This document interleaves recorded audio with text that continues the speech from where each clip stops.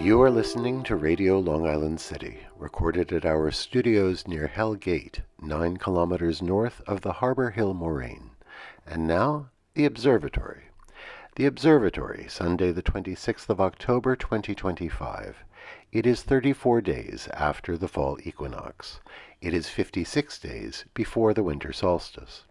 By the French Republican calendar, it is the 5th day of Brumaire, the day of the oie, the goose. The sun rises today at 7:20 a.m. Solar noon takes place today at 12:40 p.m. The sun sets today at 5:59 p.m. Civil twilight ends at 6:27 p.m. and nautical twilight ends at 6:59 p.m.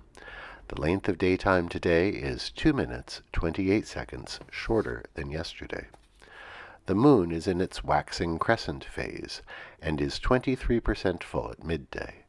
The first quarter will arrive on Wednesday, the 29th of October. These are the predicted tides today for Horns Hook. In the wee hours, high tide, 1:53 a.m., 1 meter 31. In the morning, low tide, 7:45 a.m., 30 centimeters. In the afternoon, high tide, 2:04 p.m., 1 meter 49.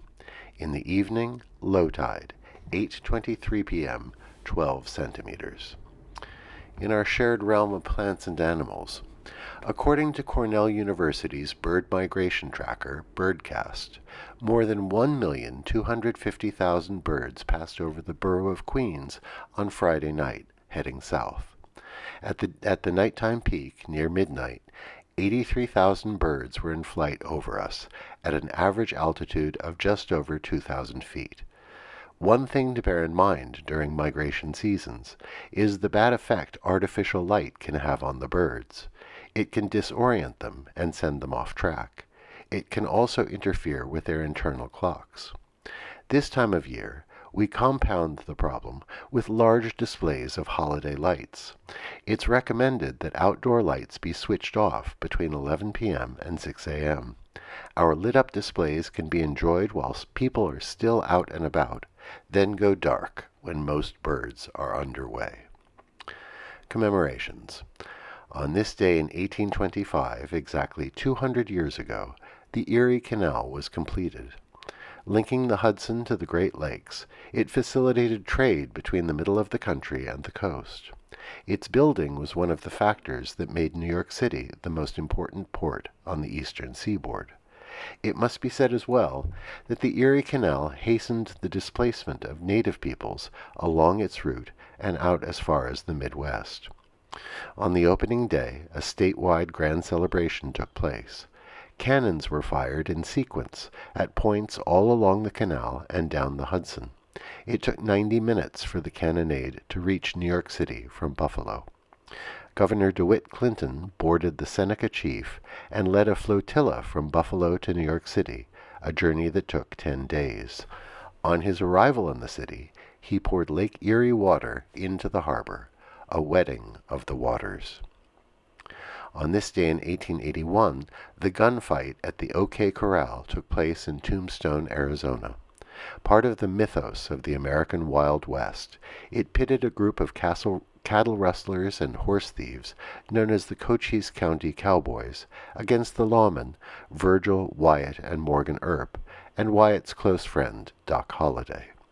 The Earps were seeking to disarm the cowboys to enforce the city ordinance banning firearms in the town. Ever since, Americans have debated whether to romanticize the outlaws or side with the law. This day in 1977 marks the official anniversary of the eradication of smallpox, when the last case of the disease to spread naturally was reported in Somalia. Celebrate the World Health Organization and the CDC for the spectacular success of their vaccination programs, which eradicated such a scourge to humanity. Finally, today we celebrate Mahalia Jackson, born this day in 1911. The American gospel singer was one of the most influential vocalists of the 20th century. She was a leading light in spreading gospel and blues. In her 40-year career, she performed across the country in black churches and crossed over to broader audiences as well. She never abandoned her black idiom, either in her speech or in her singing style, bringing the full richness of her heritage to the widest of audiences.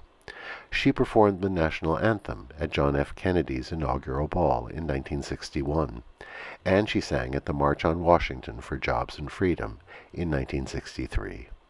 Remember Mahalia Jackson, a force to be reckoned with. And that is the Observatory, Sunday the 26th of October, 2025.